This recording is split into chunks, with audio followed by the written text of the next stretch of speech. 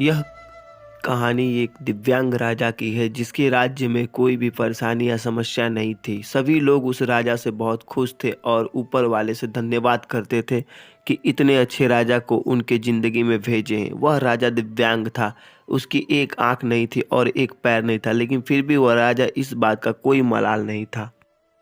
एक दिन राजा अपने महल के गलियारे में घूमते हुए अपने पूर्वजों की लगी तस्वीर को देख रहा था और सोच रहा था कि मेरे पिताजी इतने शूरवीर थे, उनके पिताजी इतने शूरवीर थे, हमें इतने शूरवीर खानदान में जन्म लेने का मौका मिला।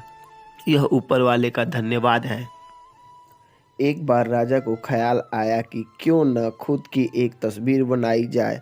फिर क्या था, देश विदेशों से चित्रकार को बुलाया गया। एक से बढ़ के एक चित्रकार राजा के दरबार में आए।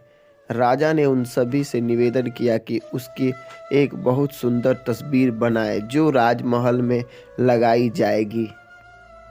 सारे चित्रकार सोचने लगे कि राजा तो पहले से ही दिव्यांग है, फिर उसकी तस्वीर को बहुत सुंदर कैसे बनाया जा सकता है।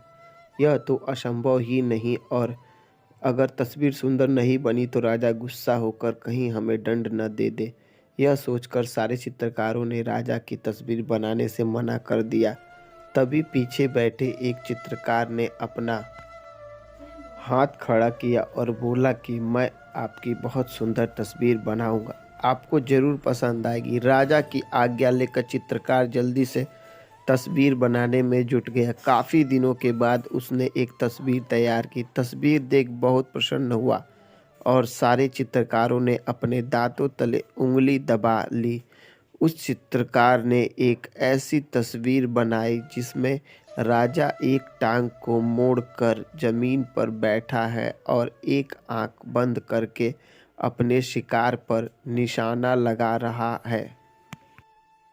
राजा ये देखकर बहुत प्रसन्न हुआ। उस चित्रकार की राजा की कमजोरियों को छिपाकर कितनी चतुराई से एक सुंदर तस्वीर बनाई। राजा ने उसे बहुत बड़ा इनाम दिया।